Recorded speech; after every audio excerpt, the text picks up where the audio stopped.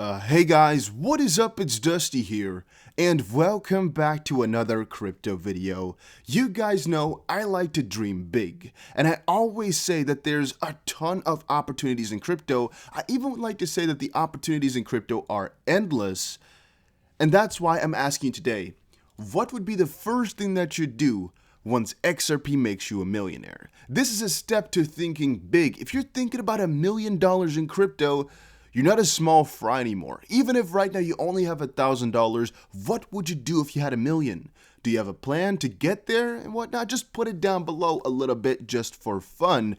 And check out GSX, a link is down below. It's a coin I've personally bought. Right now it's 10 cents plus a 14% bonus plus a 5% bonus using the link. And it is supposedly the first gold-backed coin and the first growth coin. Sounds pretty interesting to me. It supposedly takes the best of both the crypto and the gold world, but just go check it out. Then, Canadian regulator clears launch of world's first Bitcoin ETF. Some pretty good news. This type of stuff I usually cover on 5-Minute Crypto, and later today I will definitely do an episode where I cover a little bit of this stuff. So just again a heads up to check out 5-Minute Crypto, but also I guess for all the Dusty BC viewers here, this is amazing news. In my opinion, the whole Tesla ordeal really opened the floodgates to quite a lot of other companies and other authorities, or whatever the word for that is, authorities basically, to come on in and at least accept something or take another look at it because, oh, Tesla, one of the most influential companies in the world, has actually agreed to have it in their reserves? That is splendid. That's crazy. Let's at least check it out exactly what the good and bad sides are of it. And you might say, Dusty, they've done that for months and years. They have, but this has given them some urgency. Tesla accepting it was a very big step, and I will always stand by that. Then, as Bitcoin on Ethereum tops $8 billion, another player enters the market.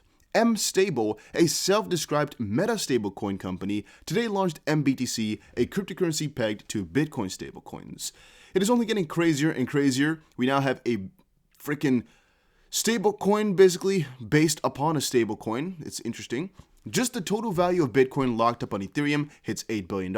M-Stable launches MBTC, a so-called meta stablecoin, and it's basically based on a basket of Bitcoin stablecoins. M-Stable launched MUSD, a dollar meta stablecoin, in May. And I'm all against this, in the sense that I don't really understand why people go for this type of stuff or why exactly they are important. You might say, Dusty, they have some good yields. It's really profitable to go for it. It may very well be so, but I'm always a little bit against it because I know it's just not necessary. And it's just because people want to take profit that these things work and that these things still have some use case. Otherwise, it would definitely not have been there. You know, the first Wrapped, for example, all those ones, okay, let's call that kind of useful. It's kind of a start to everything, but right now they're just thinking of stuff to make more money. Ripple Giant and its ODL partner exchange 130 million XRP. By the way, I have gloves on. Who would have thought? It is so ridiculously cold. I don't know what the temperature is. I think it's like -4, but tonight is going to get to -11, it says here. Freaking crazy. Oh, it's now -7. What it's going to get to a little bit later today. It's freaking cold as can be. My hands are freezing. Luckily, today was the coldest day, and it will definitely get warmer from here, but still, I'm... Ripple fintech monster and a major crypto trading platform, one of its ODL partners, have exchanged 130 million XRP tokens.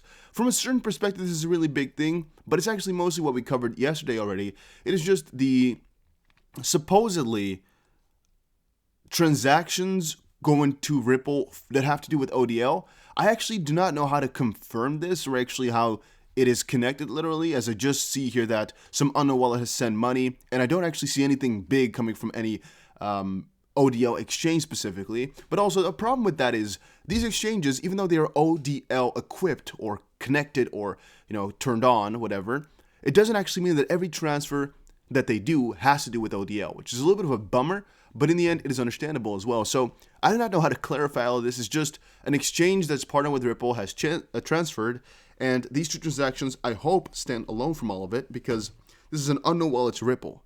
How can we confirm that this was from Bitstamp? Because, well, if Whaler doesn't know, then how do we know that it's from them? Moving on, Twitter stock jumps 20% following reports the company is waiting the possibility of adding Bitcoin as a payment option, basically. It was very interesting. This was already happening I would say a couple of months ago, really, when Jack Dorsey at least started to talk about the possibilities and the entries. But it was, I think, yesterday or the day before that the CTO or the CFO, I don't remember exactly which of the two, came up and said that there are some possibilities for it. And Jack Dorsey also was announcing the creation of a Bitcoin trust with Jay-Z together. And I believe all of this is coming together where he just wants to really build a lot of use case and build the system out with a lot more use inside. And I like it. All right, I think this is all started by Tesla. I'm not sure that Tesla will ever pay their employees out in Bitcoin, but it might also come. And it might be that a lot of other companies are going to follow Twitter for at least going open towards it. JP Morgan, the bank, and Mellon, I don't know what the prefix is for that, whatever, Mellon. They're both banks already open to the idea as well of adding Bitcoin to their scheme, basically. Twitter now is saying they're open for paying out their employees in Bitcoin. Tesla adding Bitcoin to their balance sheets. It is freaking happening. And one fun thing about this is I always say that Bitcoin will definitely be the top one for a little bit, but coins like XRP are going to be taken over eventually. I'm not saying it's going to be number one, all right? It could literally be that it's always going to stay number two or something like that. But if you're literally thinking about which coin has the most use for a bank or for a company like Twitter, it is definitely going to be XRP. You know why? I'm sometimes thinking, right? What if they want to pay all their employees around the world in their own native currency? It's going to be a lot easier and cheaper if they were to utilize XRP for all of that. Again, I'm thinking about a kind of optimized world where Ripple has their whole scheme everywhere, basically, where they've really developed and deployed it everywhere. That's not the way it is right now, but that's why I'm talking about eventually being replaced by XRP. It's just a lot more convenient than using Bitcoin for it. In a different sense, though, I would always recommend people to accept crypto as a payment option if you can, as it's just a lot easier to hold it that way. You might say, Dusty, if I get paid in crypto, I can't pay my bills. Well, first of all, eventually you're going to be able to pay everything in crypto. Second of all, you can always use a card that can switch over from crypto to dollars in the shortest amount of time.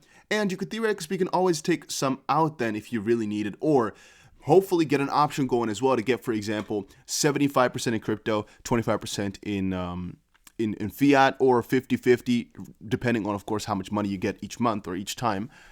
But yeah, I just think it's a lot easier to hold it that way. And SCZ from Binance, the CEO, has said before, and a couple of others will always tell you, if you don't know how to hold or you cannot hold, you won't get rich. And that's not true, because you might actually be able to just quickly make a nice profitable trade and be happy with it. But if you have a little teeny weeny bit of crypto right now, you know, not a lot of money, let's say for example $30, and you just want to quickly get 1,000, it's going to be really difficult. But if you hold on through, it will eventually get there most likely. All right, you might have to buy a couple other coins, might, want to pick yourself up a little bit out of things, but eventually it'll get there according to all of our ideas of where crypto is going to go. And that's all due to holding. And then something negative as well. I'll cover all of this stuff normally, though, on 5 Minute Crypto. So once more, go check the channel out. Link is down below. It is called 5 Minute Crypto. Breaking. India set to ban cryptocurrency, orders liquidation of assets. It's really getting crazy around the world right now. So as I just said, as we kind of talked about earlier in this video, a lot of companies are coming in, yet countries are staying relatively negative towards it. We see a lot of this happening in Nigeria just now. We see it now in India. We're seeing it in China.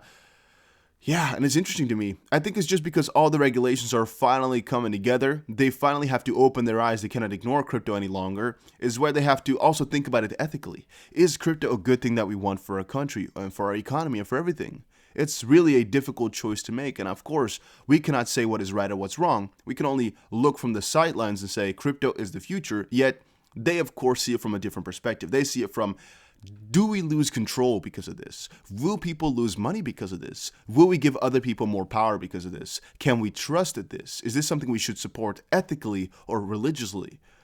And that's something we really can't judge upon. We can only have our own opinions, but as a country, of course, a little bit more thought has to be going into it. And a ban, in my opinion, is always a really negative thing because you're restricting all the people in your country towards something. But in a different sense, it's also not a one-step thing. It's not something they just do overnight. They've thought about this for a very long while. There's at least 60 people coming together to think about this type of stuff. If you don't have a monarchy, at least some really strange monarchy at that, or like a dictator or whatever. So in India, I'm assuming at least 60 people, 70 maybe, 50, whatever, have sat together there to just quickly, swiftly, but also over a longer period of time, decide to not allow crypto anymore. Will this pull through? Most likely not, but for right now, it's the way it goes. It's bad, but it's not the end of the world, because eventually they'll turn around again. Ripple's also active over in India, and they're working hard to get it fixed. We also saw it just now with, where is it now, the fund from Twitter. You're seeing as well, they're working on this for Africa and India. Right now, it's taking a step back, though, if they are banning crypto altogether. But yeah, it's the way it goes. Eventually, it'll turn around. What comes around goes around, as we all know. And that was it for today's video. Hopefully, you all enjoyed it. If you did, make sure you press the like button and subscribe. And I'll see you guys again in another crypto video.